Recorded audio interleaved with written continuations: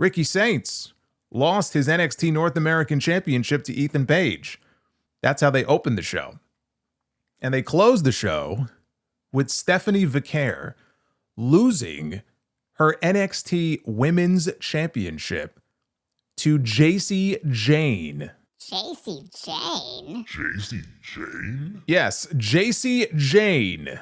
That Jacy Jayne of Fatal Influence. To say that was shocking would be the understatement of the year. Wait, Jacy Jayne? Yes, Jacy Jayne. Now keep quiet. Mike Rome was so stunned, he had to be reminded to announce Jacy as the winner. They had this guy sitting next to him, one of the production assistants, like poke him and say, hey, you got to announce the winner.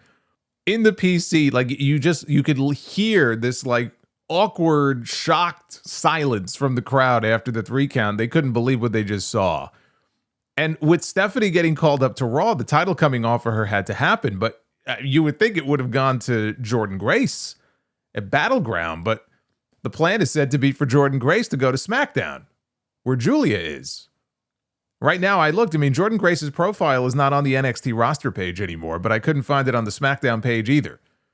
So maybe they were in the process of updating things, but she's not listed anywhere. And look, I don't even hate the idea of shocking people. It's good to get people talking every now and then and make things feel a little more unpredictable. I wish Triple H would have the balls to do that more often on the main roster. You know, one of the things that Shawn Michaels, for example, is not afraid to do, and sometimes it's out of necessity because of call-ups, but he's not afraid of bouncing the belts around. Now, I'm not saying they should hot potato the titles, all around all the time. But, look at what he's done with NXT. Julia had the title for 63 days. Stephanie had the title for 77 days. The North American title, Dragon Lee, 31 days. Shawn Spears, 28 days. Ricky Saints, 56 days.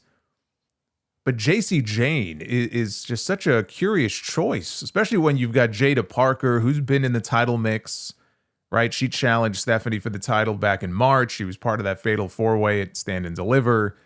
You've got Fallon Henley, another member of Fatal Influence, who's already been North American champion before. She and Jacy have been beefing lately. They haven't been on the same page. Fallon, I could see.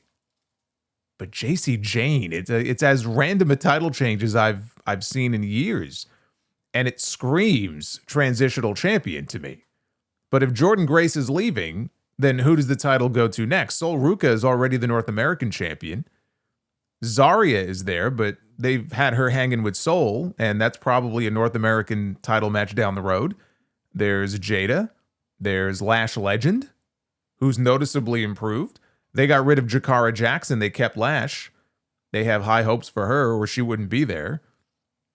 But there's another name, and I'll mention this here because I think it's directly relevant. Mariah May is gone from AEW. She appears to be headed to WWE. Not that this is really much of a surprise. This was talked about several weeks ago, and then things went quiet. And there was some talk about, well, maybe she's not going to leave. Maybe she'll stay. Maybe she'll even appear at Double or Nothing, which never happened. But per PW Insider, Mariah May was removed from the AEW website this week, which usually means that somebody has departed the company and is free and clear to go elsewhere. We can confirm that we have heard from WWE sources over the last week that she is expected to start there in the near future. And per Fightful Select, even though AEW has removed her from their roster, May's management claimed via Fightful Select her deal is still active, but reports from WWE sources indicate that her move to the company is all but confirmed. However, WWE is preparing for her arrival once her AEW contract concludes, with WWE already expressing strong interest in signing her. Oh, I'll bet. So there seems to be some debate about whether or not she's officially a free agent or she will be in a matter of weeks or even months. That we don't know. I did notice her merch has already been removed from the Shop AEW website. So whatever t-shirts there were before are no longer available. And look, if she comes to WWE, which I'm sure she will, she would become only the second former AEW world champion to jump to WWE after CM Punk. The Hollywood ending, really, when you think back now to Revolution, the Hollywood ending really was the perfect send-off for her, like to what was the perfect run. She came into the company to be part of what would go on to become the biggest women's storyline that they've ever done. and honestly, one of the best stories, period, that they've ever done.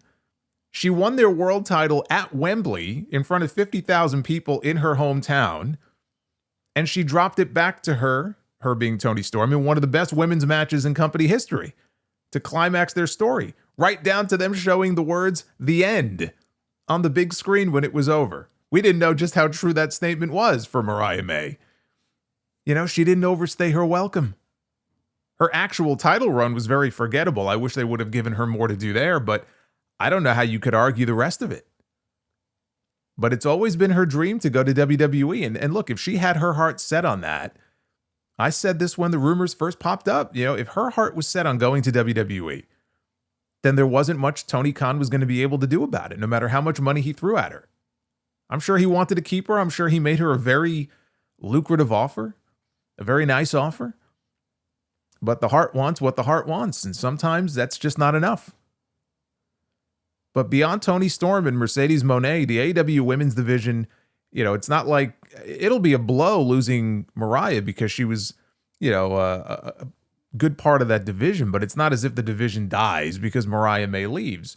You look at Toni, you look at Mercedes, they've got Willow Nightingale, they've got Chris Statlander, they've got Jamie Hayter, Mina Shirakawa just signed full-time, Megan Bayne is there, they just debuted Tekla from Stardom, and they have a whole bunch of other women as well.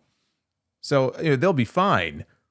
But as far as Mariah goes, you know, everywhere Mariah has worked so far, she has excelled. I don't see that being any different in WWE. She can work, she can talk, she's got sex appeal, she's got everything you would look for in a star.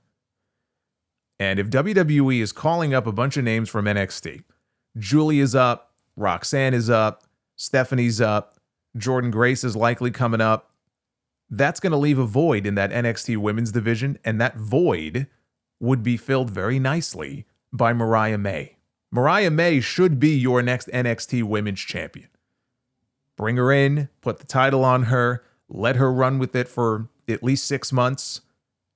They're already calling up so many women, it doesn't feel like the right time to throw her into the mix along with them. She deserves to have the spotlight on her for a while.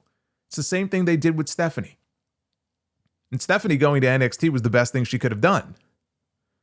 Let Mariah have her run. Let the WWE audience get to know who she is.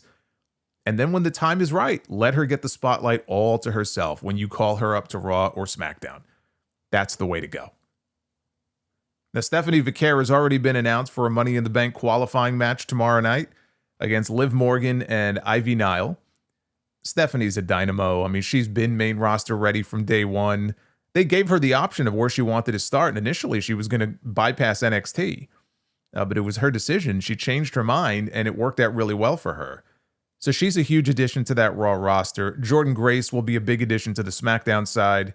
Julia is already there. She's teasing a U.S. title match against Zelina Vega soon, which Julia should absolutely win. And Ricky Saints also looks to be main roster bound, as evidenced by him dropping the North American title and not even being included in the four-way for the title at Worlds Collide. I mean, Javon Evans is in there, but not Ricky Saints, the former champion. So he's as good as gone. I think SmackDown could use him more. It's also the longer of the two shows, so they need more bodies than Raw does.